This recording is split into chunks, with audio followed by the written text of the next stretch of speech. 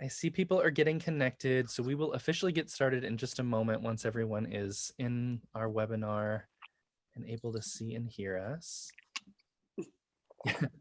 Everyone raise your drinks, get ready for a good time. Okay. Matt, did you get the Better Davis manicure? Oh no, I didn't think. Amazing. Oh, Come on. And you call yourself a bookseller. I should have done like one hand each to match both of the books. Oh my gosh, that's a great idea. Yeah. That's a good luck. It was. Okay, I see folks are still getting connected.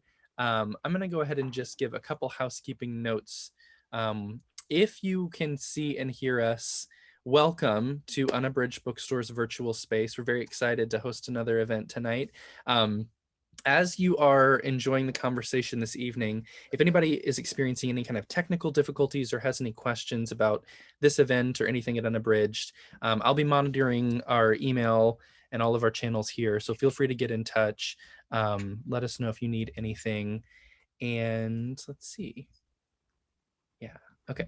Let's go ahead and officially start now.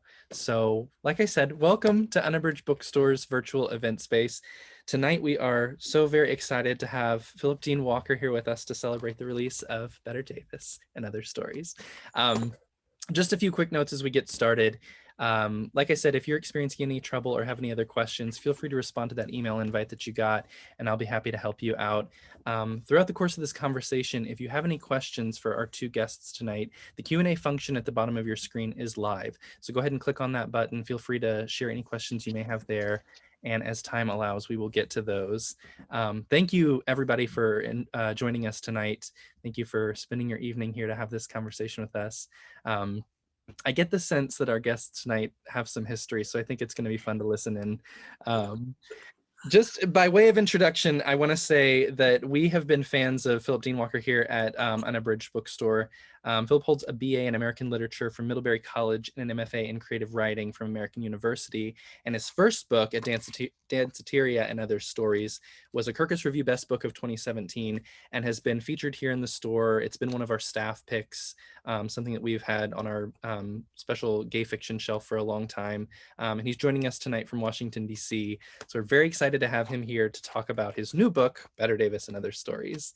And then joining us from New Mexico, good friend of his, poet, essayist, and social worker Emily Voorhees is also here.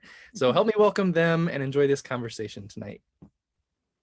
Thank you so much, Matt. Hi, Emily. Phil? Hey, girl.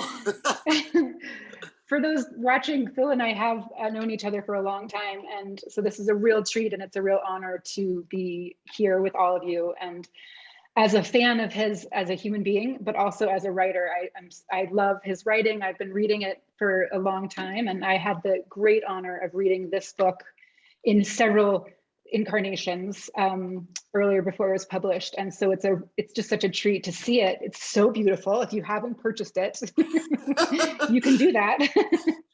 We'll be talking about this book, and please, if you have any questions, just type them in the field and we'll get to those. But I'd like to start off by reading this wonderful review, because although I could wax poetically about Phil and his writing forever, I feel like this review by Tim Murphy sort of sums it up so beautifully. So I'm going to read this. This is in the beginning of the book, in advanced praise for Better Davis and Other Stories. Scathingly funny, downright nasty, unnervingly haunting, and ultimately heartbreaking, the stories in Better Davis and Other Stories take a very specific moment in American culture, the late 70s and early mid-80s, and imagine the inner worlds of true life celebrities, artists, gay playboys, and their good time gal pals as AIDS shadowed and then decimated a vibrant and decadent generation. Keenly aware of his characters' failings and frailties, as well as their vulnerability and humanity, Philip Dean Walker writes as if Andrew Holleran had ever turned his shrewd lens on the likes of Elizabeth Taylor, Rock Hudson, and Paul Lynde, revealing the messy and tender hearts of large and small American icons who are already half forgotten. My apologies if I didn't pronounce those names right, but I just love that. I love that love that writing. I love the description of your devotion to these characters and their frailties and their strengths. Thank you. So thank you for coming, Phil. I'm so excited to talk to you about this. I'll say that's also so meaningful because Andrew Holleran, of the great writers of our times, he wrote, the classic novel Dancer from the Dance, was one of my friend and was one of my mentors in grad school, which Tim didn't even know. So that's like the highest praise I could even imagine. Like, I'm not even worthy of that at all. But yeah, that's Tim was so generous with that blurb. Oh, that's so great. Yeah. Well, we're just gonna just jump and dive, called it jumping right in. We're gonna jump right in. I just had I have some questions for you. First of all, I'm just so curious what it was like to write. I know you wrote basically this entire book during the pandemic, and I would love for you to address that. I know I watched a lot of TV and slept a lot, but I don't know, I didn't write a book. So I'd love to know, I know it was a very strange and reflective time, and also maybe perhaps a time for wonderful sustained contemplation. So I'm so curious if you could talk about that. Yeah, totally. I started working on the book actually in 2016, right after Danceteria came out. I kind of started right away, but really sort of ploddingly was working on it through the years. Not trying to rush myself.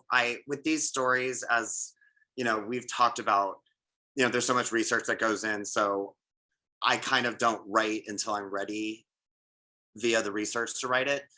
But by the time of the pandemic, as you said, there's only so many shows you could binge watch. It was like things were getting boring. Yes, let's be honest. So true. And I was like, okay, I guess I'll just finish the book finally. But as I discovered, I had been writing this book about the early days of the AIDS epidemic and living through the early days of this pandemic. I would say that it's in the past, it's still happening. Right. Really informed, delving into that time period in this way that I hadn't really fully been able to firsthand write in a way. Because it was just, those early days of the pandemic when we were, washing groceries and you didn't know, there were new facts coming out every day. And that was sort of how it was in the beginning of, in the early 80s when the people didn't know in the beginning. So it's sort of still that time in these stories. And it's living through what we've been living through just informed it in this crazy way. And there's definitely some moments in the book where it sounds like I'm talking about the AIDS epidemic and what they're going through, and I am, but I'm really this is actually very now. I wrote this during the pandemic, so it has this sort of, you think you're delving into history, but history is just sort of repeating itself again in a way. That's interesting. In a very different way, because this is a very different pandemic than the AIDS pandemic was, for a variety of reasons. Absolutely. Yeah. So anyway, great way to kind of finally find the way, not way in, because I was already in the book, but finish, bring it home.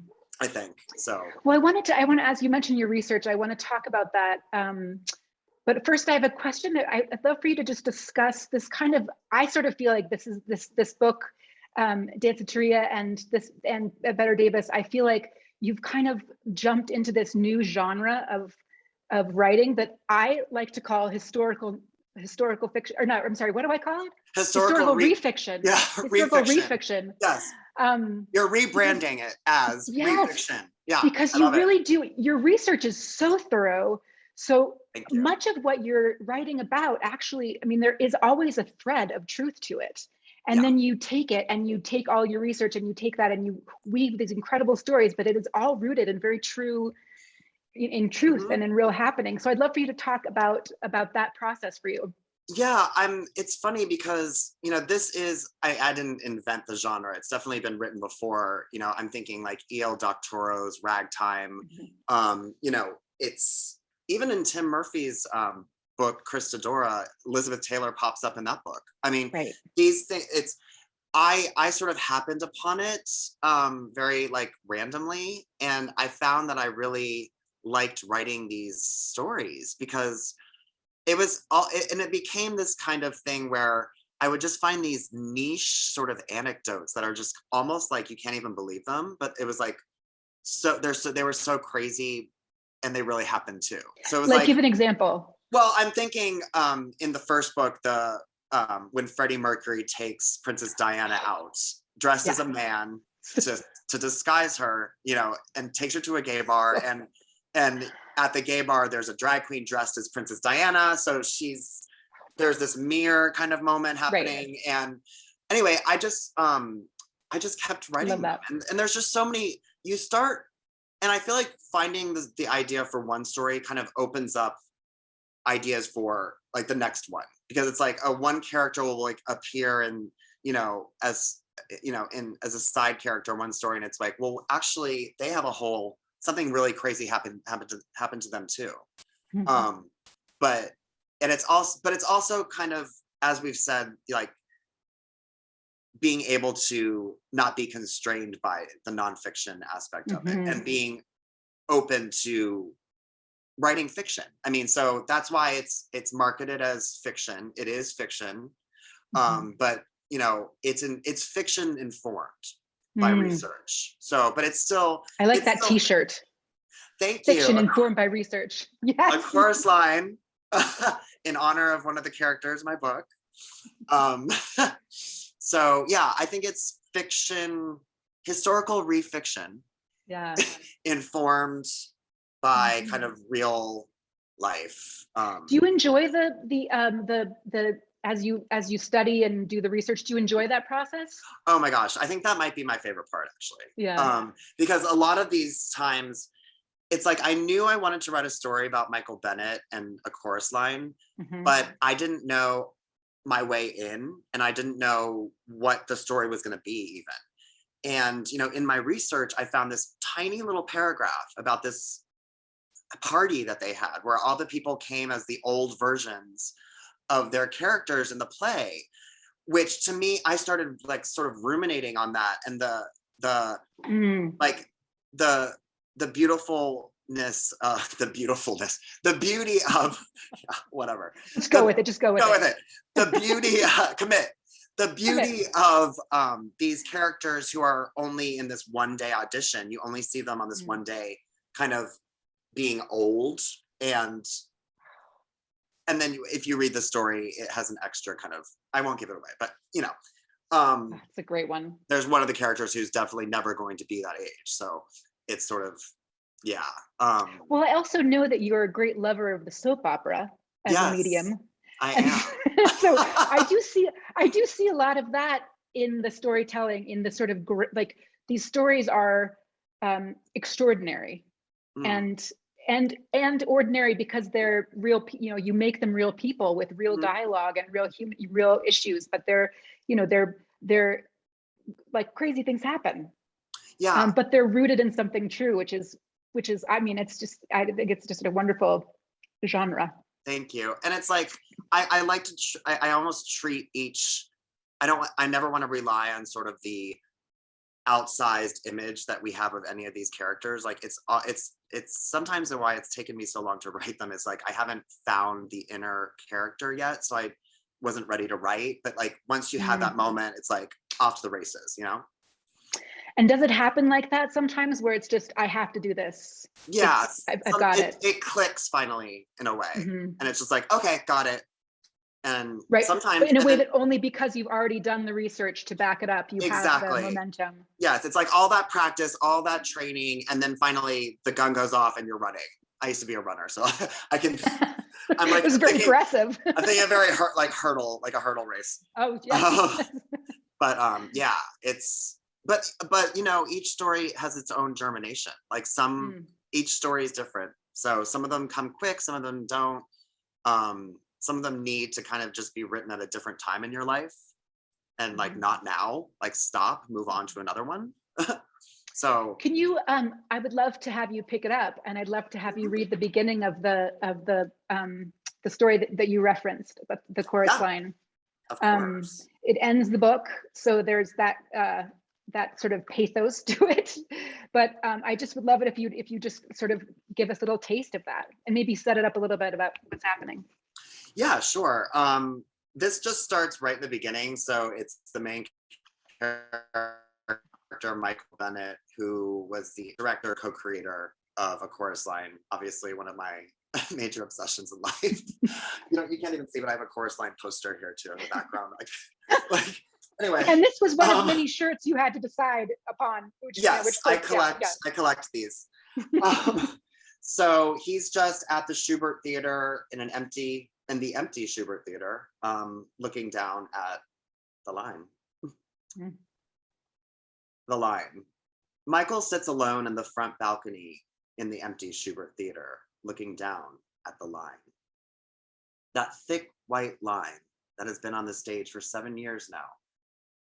The line is what you put yourself on, not knowing what will happen to you. It's a beginning and an ending. He can remember being so worried when A Chorus Line moved to the Schubert from the public theater, the place where it all began. It's such a fragile show. He was afraid that something might get lost in the transfer. That can happen to a new show when it moves to Broadway. He had seen it happen before. Things get lost. The balcony has always been the best view of the finale of the show. Michael will occasionally watch it from up here, in the dark, in the clouds, the nosebleeds. He is always so proud from way up here.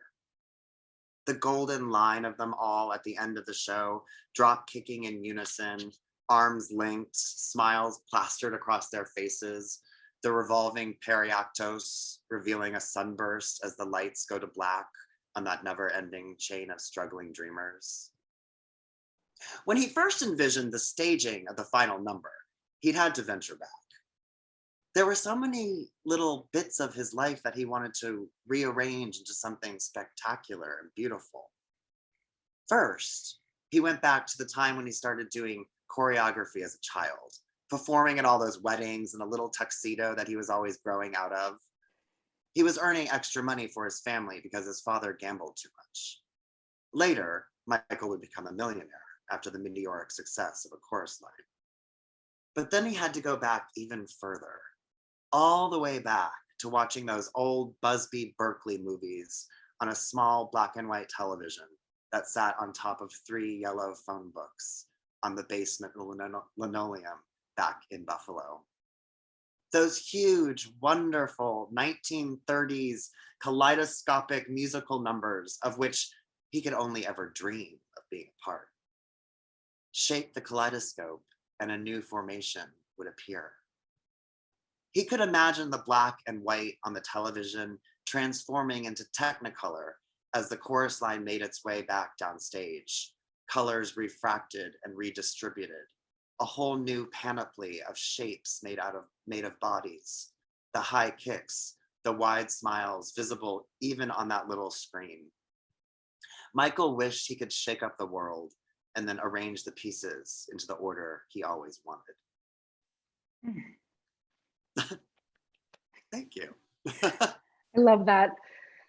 Oh, what a beautiful image. All that imagery is so rich. I wonder if you can take that specific passage and just talk about like the research that went into that, Yeah, so much, so many specifics that I wonder, talk about that. It's funny, that was one of the first things I wrote in the book. And for a while, that was all I had, just that like 2 pages for, a long time. And I couldn't figure out, in the book, it takes place in the beginning of the story, but in some later versions, it was at the end. So I had some it moved around. Because Michael Bennett's story is so visual, it's such a visual, spectacular kind of what he would create on stage. It was really hard for me to kind of bring that understanding of his craft to people who don't know him and also who can't see what I'm talking about. So I love this idea of the kaleidoscope. And I was thinking of the movie Pennies from Heaven from 1981 with Steve Martin and Bernadette Peters. and they do this kind of, it's this sort of take on the Depression era musical, like the Bugsby Berkeley kind of thing. Right. And yeah, and they had these amazing numbers with these that look like they're doing a kaleidoscope.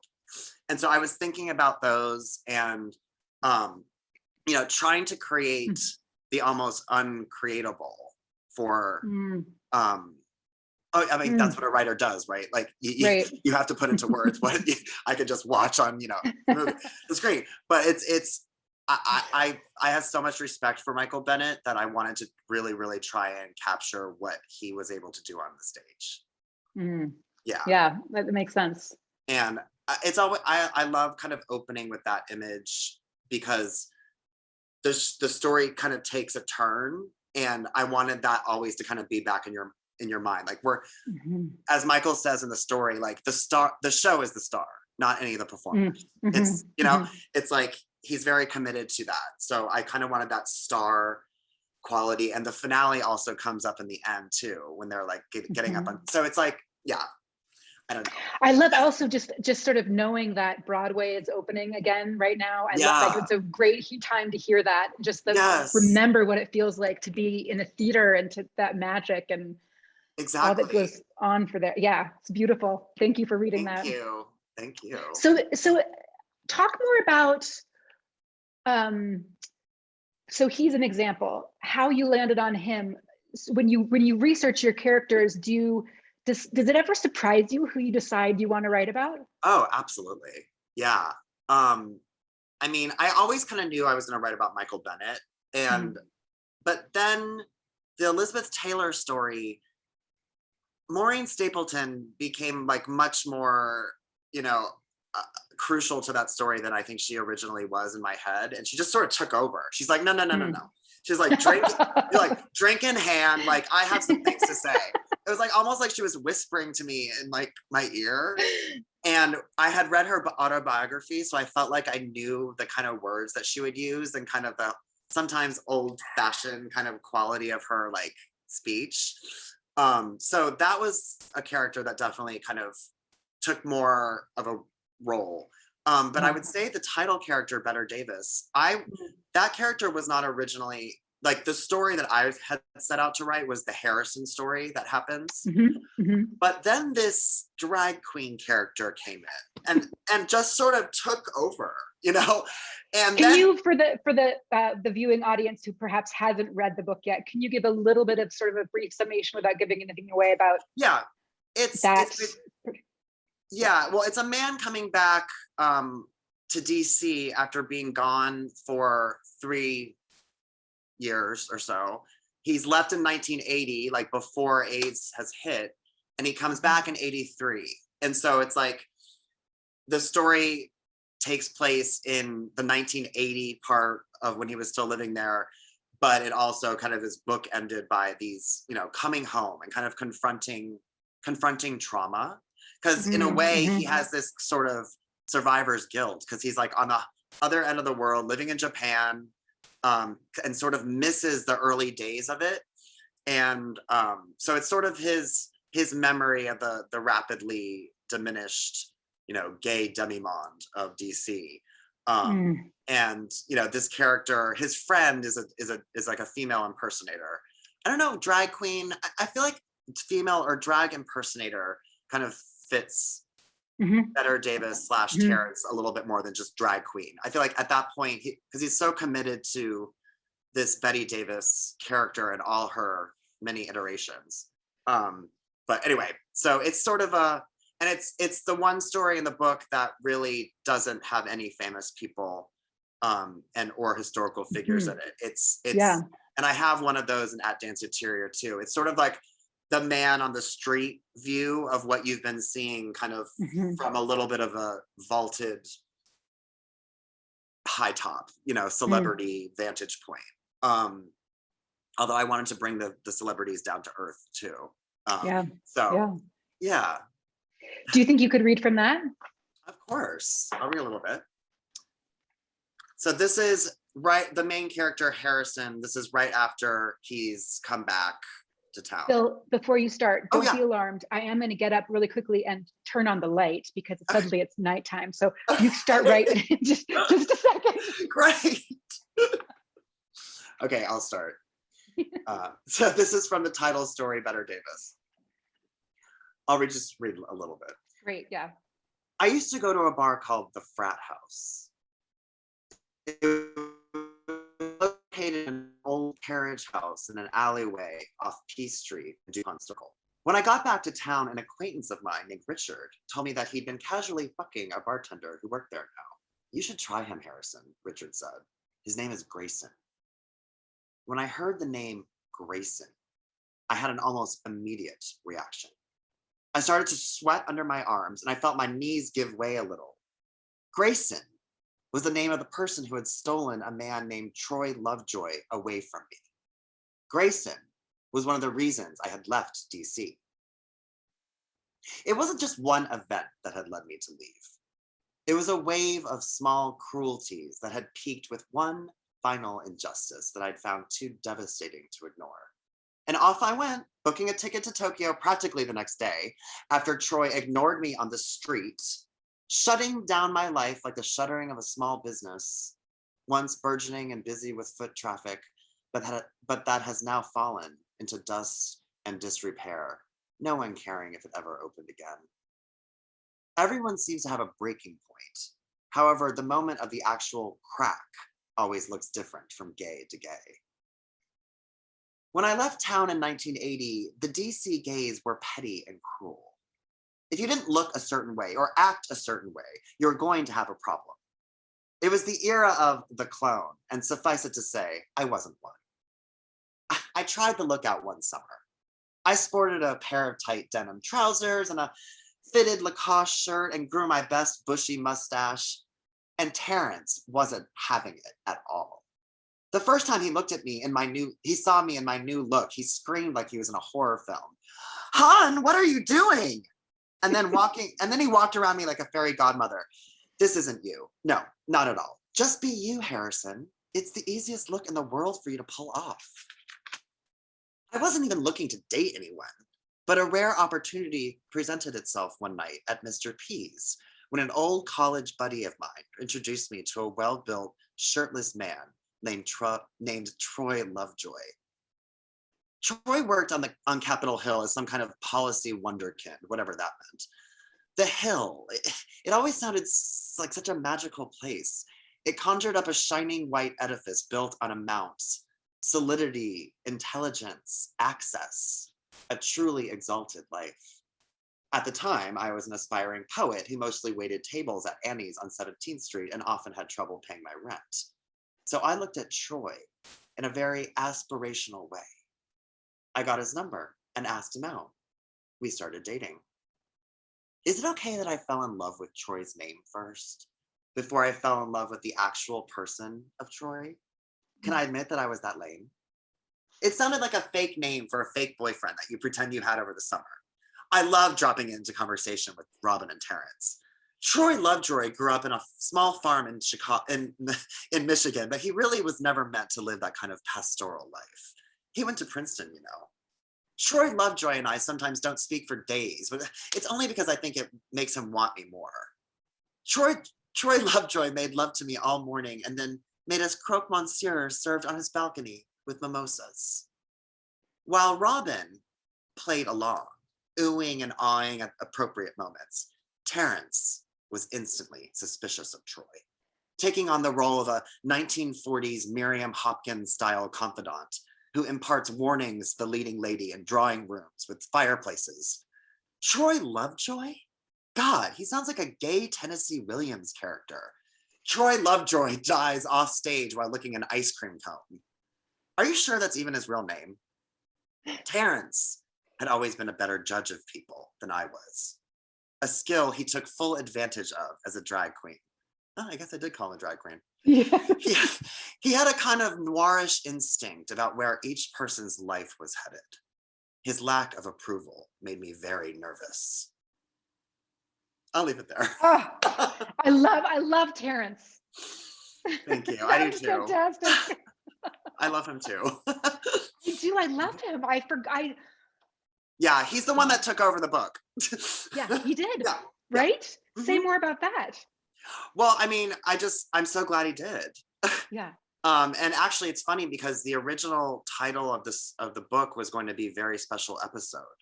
But there was a poetry collection with that title that came out like very recent, like Very Special Episode, which is the name of the first story of the collection. The name of the first story in the collection.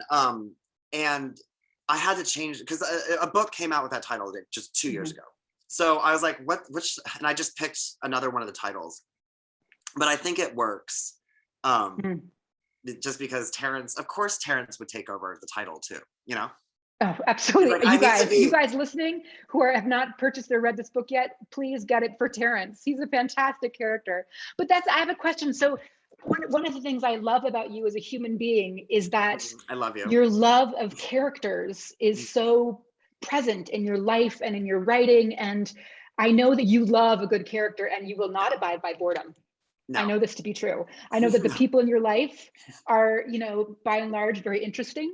And I mean, you know, some of us are, but you surround yourself by very interesting people. And I'm curious if there are certain characters in this book that you identify with more than others. I mean, Terrence is a great example. Yeah. And I don't think I actually identify with Terrence. I a little bit. I think I identify more. You have some affinity for him. Yes, I do.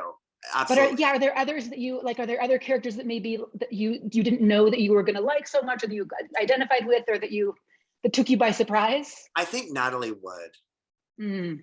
I really, really fell in love with her as a person, as a star, as all the different roles that she had. But I also got really wrapped up in just her story and her, like, it almost became like a cold case for me.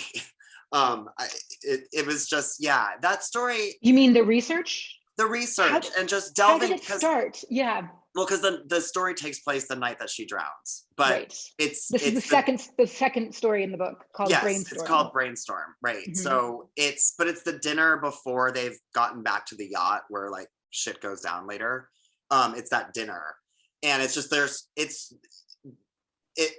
I just got so involved in the sort of psychology of what's happening at that dinner, and because there's 4 people were there, you know, 3 of them are still alive, and so I was like, well, we need to tell Natalie's side of the story because she's the only one that has been consistently sort of left out of her own story in a way, like because everybody else. I love that. What a wonderfully redemptive thing you've done for her.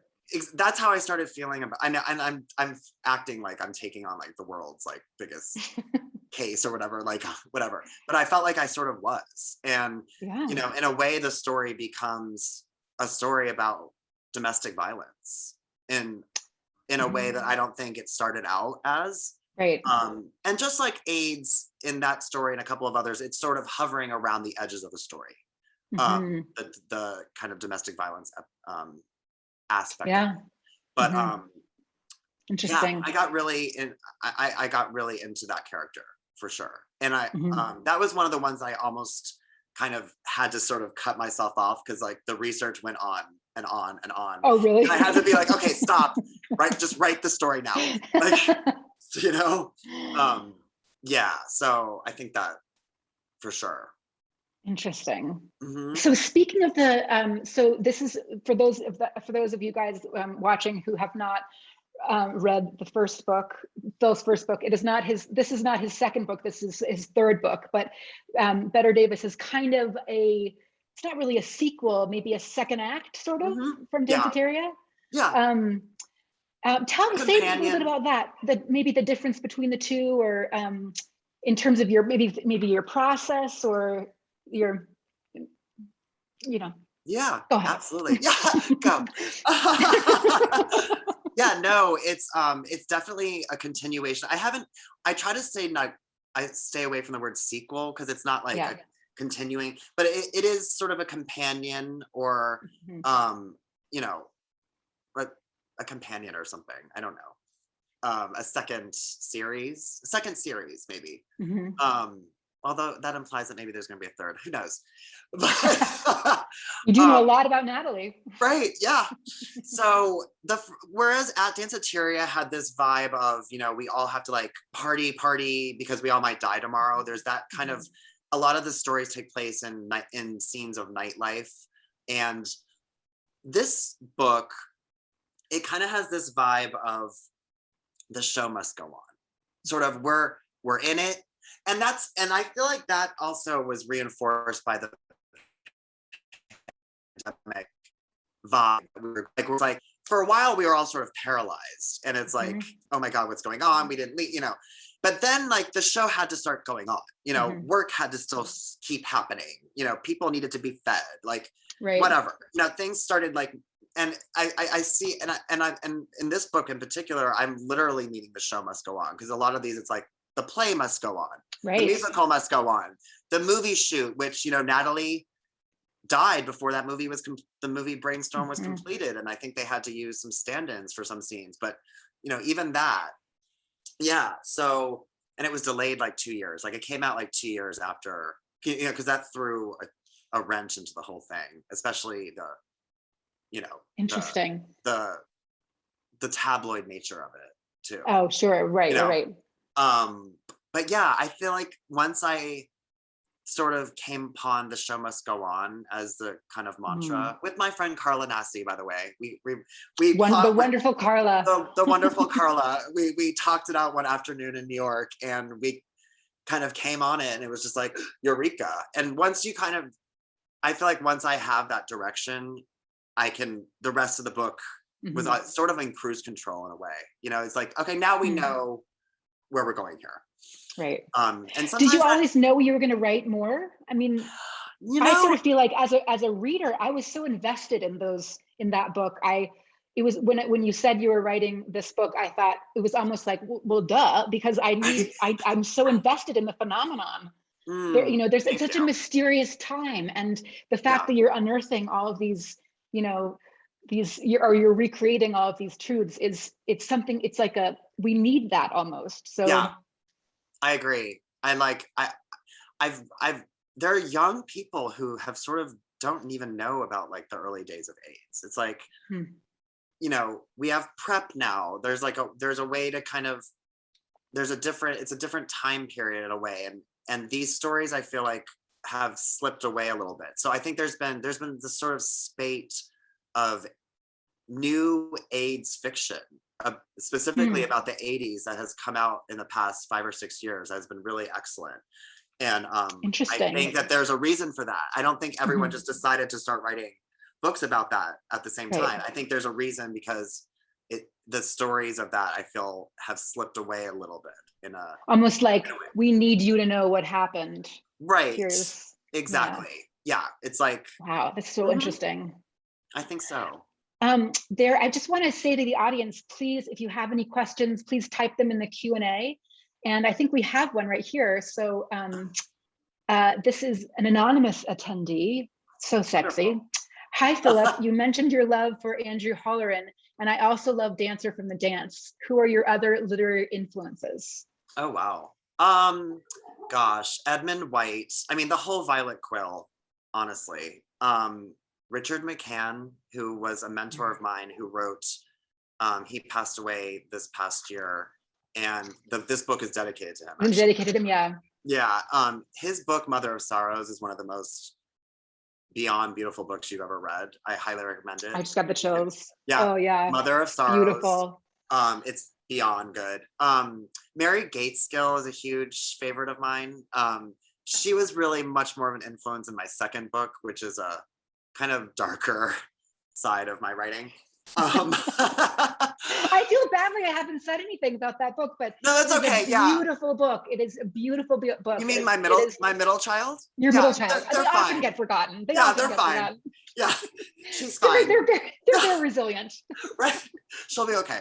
She'll be okay. She keeps herself. Right. Gosh, what was I just saying? You were talking about you were just naming right, literary influences. Mary Gateskill, yeah. Joy Williams, of course, who just had a brand new book come out, I think yesterday, called Harrow, which I can't wait to read. Just, I love so many. Tim Murphy, Christadora. I mentioned that to you. He wrote the Tim Murphy, who wrote the blurb that I read at the beginning. I feel like he kind of kicked off this with his book Christadora in 2015, which is an amazing book about the early days of the AIDS crisis in New York, named after the famous building there. And yeah, Andrew Holleran is incredible, and I'm so privileged to call him a friend. I actually just sent him the book today. Because yeah, and it was time. we sometimes email each other in we address the email to each other as characters from All About Eve. So I'm Margot and he's Birdie. You're definitely Margot. Yeah, hardcore. And sometimes Eve. So we have another. Oops, my earbud. These are new. Thank you. We have another question. I absolutely loved reading about all of these celebrities in this time period. If you were to write a collection set now, which famous folk would you include? That's a great question. Wait, I'm sorry, what was the last Sorry. part? I absolutely loved reading about all of these celebrities in this time period. If you were to write a collection set now, which famous folks would you include? Oh, that's a great question. It's a great question. I honestly, the first person that came in my mind was Kesha.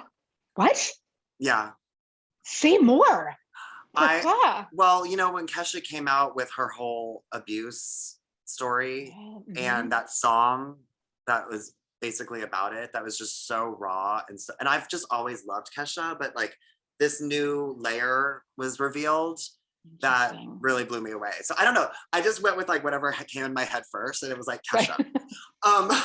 I don't know. That's a really good question. But that's a good. I mean, I mean, for just that response, like what I would say, just knowing you and your writing, is that you would need someone who has a lot of layers, where there's some mystery and like a sadness, but also an exuberance. You know, sort of those layers. You know. Right. I mean, I almost want to say Meryl, but like. Ooh. But the public wants that. Right, the public wants to see my take on Meryl. I mean, no, I love her, so I don't know. It has to be someone I'm obsessed with, obviously. So right. Yeah, that's a great question. That's a great question. I'm gonna be thinking about that behind your ear. Thank you, whoever asked that, because that might lead to like something. That was also anonymous attendee, so I can't. Thank you, anonymous. Sure. That was amazing. We do have another question from Megan Shapiro. She says, "Hi, I haven't read any of your books, and I'm now running, not walking to the store to buy them." Good. Thank you, Megan. The book, The Great Believers, became one of my top 5 reads of my life when I read it several years ago. I'm curious if you have read it, and if so, could you speak to whether you connect to it as a writer of AIDS historical fiction yourself? Oh, absolutely. I'm friends with Rebecca Mackay. I met her at AWP actually shortly after At Danceteria came out, and I was telling her about At Danceteria, and it was while she was still working on what would become The Great Believers, which I was instantly interested in. So I think that was one of the best books that's come out in the past couple of years. Incredible. She's amazing, and I absolutely think that she is in that tradition of this amazing 80s AIDS fiction that's coming out right now. It's kind of this renaissance of it. And I know that Rebecca has a close relationship with Unabridged Bookstore too. So I'm sure she would not mind being mentioned. Absolutely. Yes. So amazing book. Great. Thank you. Is there anyone, we have plenty of time for more questions if anyone has any more questions, or I will just continue to ramble my questions to you. We could do this all night and have. Is anyone here? I have no idea. I know. I feel like we're just talking. We are. Can I ask you, just because you're such a wonderful connoisseur, I want to say the word I'm looking for is not connoisseur, it's more like devourer of fiction and movies and pop culture, and I want to know what stories you're interested in right now, not just movies or books, but like what's catching your eye right now? Okay, so what I'm obsessed with right now is there's this murder that happened in South Carolina, the Murdoch family. I don't know if you've heard of it. No. But it literally is taking so many twists and turns. Like, you know, the son was responsible for a girl dying in a boat accident, and then he and his mother were murdered, and now the father might have staged a shooting. Like, it's like a soap opera. It's insane. And my parents actually live nearby there. They recently moved near there, so I'm a true crime aficionado, so that's my latest kind of case that I'm following. But gosh, what else? And you almost kind of just immediately go back to what we're living through still. It's like, I know, right? It's sort of hard to be what's happening now. But I went to the movie theater last night for the first time since January, right. and I just felt like we were going back into like old times. Like, did you dress up? Did you bring snacks? Did you? I mean, I bought snacks while I was there, but yeah, I was like, I'm doing popcorn. Like, I need to just go have the whole experience. Yeah, totally. I saw The Eyes of Tammy Faye. It was incredible. Jessica Chastain, right? Oh my gosh, she's in like Oscar everything, just beyond. Yeah, I can't even talk about it. It's like, and that's out. I know that's out this week. I just bought tickets. It's out. Here. I think it's out Friday. Yeah, I went to a sneak preview and it was just beyond good. So, yeah. How was it being in the movie theater again? It was great. It's, you know, there's just nothing like the like chapel. Yes, and it's just like I've seen way too many things on like my computer and like this the tiny little screen and like the TV. Like, I'm just like, I needed like big. So I can't wait to go. I've said that I'm only going to go back to New York once Broadway like fully opens. Like, that's kind of going to be me coming back. So I'm really hoping that happens soon. I hope so. I did see a bunch of Lin-Manuel Miranda today on social media doing lots of flashy dances and songs and shout outs, and I wept. I just miss it so much. I know, right? Yeah. It's an incredible, I mean, it's an industry that has suffered so deeply. It's also, as you know, as people who watch it and love the theater, it's been a real loss. Yeah, I know. Would you ever write plays, do you think? I don't know. I wouldn't. Or perhaps the screenplay to Better Davis? Right. Perhaps. Yes. You know, I'm always open to anything. I did write a little play once at Middlebury. They did it. It was like a intermediate, or ITE. It was like, it's like, remember that? Yeah. I do. Intermediate theater experience. Yeah, intermediate theater. Immediate theater experience. Immediate theater experience. I'm like intermediate. Interesting. I don't know intermediate. No, I thought it's not an advanced level. Yeah, I thought intermediate first too, though. So I was right there with you. Like, we did a day where we celebrated gauze. I mean, we did some weird stuff back then. Yeah, we had an International Gauze Day. Like literally gauze for like I get it. I mean, I'm feeling padded just thinking about it. Yeah.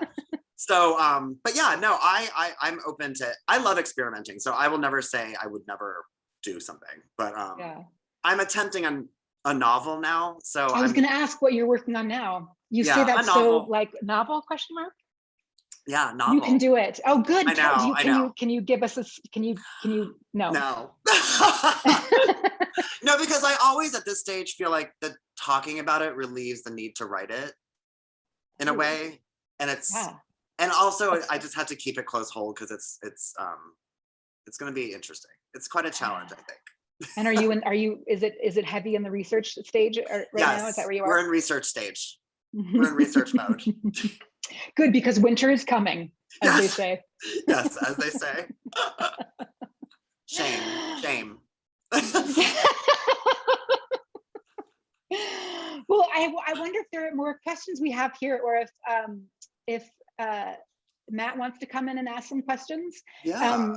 Or if you have anything else you'd like to say, or about the book, or about Danceteria, or about the middle child, if you'd like to talk about the middle child. You know, let me get the child. Just do that poor thing. I know, she's sitting here by herself. No, this is my second. So big and beautiful. Oh, such Read a by great Strangers. This is my second, and then At Danceteria was the first book. They do kind of go well together. These are all available on your screen, listeners and watchers right now. You can they're so beautiful together. Put them together again. Yeah. Oh, I mean, Raymond my publisher just always finds these amazing covers, and it's just always. I actually made this cover. I took this picture. I remember you sent it to me and I was like terrified. I was like, what do you think? And it's like, yeah. I was like, are you eating? Have you been outside lately? Right. It's funny, the cover of this book changed the title. You're kidding. Yeah, because it's like, yeah, it was bizarre. What was it first? Something that was not good. Oh, that. Oh, remember? Yeah, that. Oh, that. Well, you know what? Actually, I'd love for you to. I meant to ask this because I love the title. I know the story. Tell the story behind the title, Better Davis.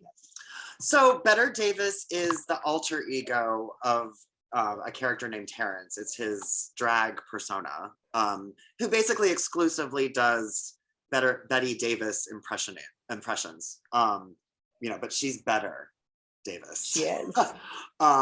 And that word, it's funny because that word kind of became a thing too within that story, like the word better, especially at the end when, he's like, well, maybe, yeah, I won't give it away, but there's some play on words going on. But yeah, Better, I just came up with this drag name and I was like, I love it. Yeah, that's it. I was like, I love it.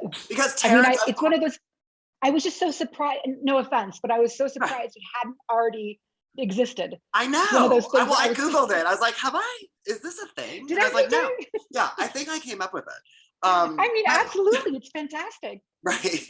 I based the character actually a little bit on a drag performer of the early 80s named Charles Pierce, who did Betty Davis. And there's a little bit of Charles Pierce in this character, but mostly it's, she's her own thing. Situation. Yeah, there's a drag queen character at Danceteria, actually, the Jackie Onassis story. Oh yeah. That was based on a real, like, I whenever I can, I love basing these a little bit on real figures. Because Better Davis / Terrence sort of represents to me all of those beautiful creative minds that were lost. I mean, he's just one person, but just the smartness of him and like he strips everything down to the essence really quickly. His instinct is amazing. His moral compass is amazing. Yeah. That's a great, it's nice to hear that. I love him.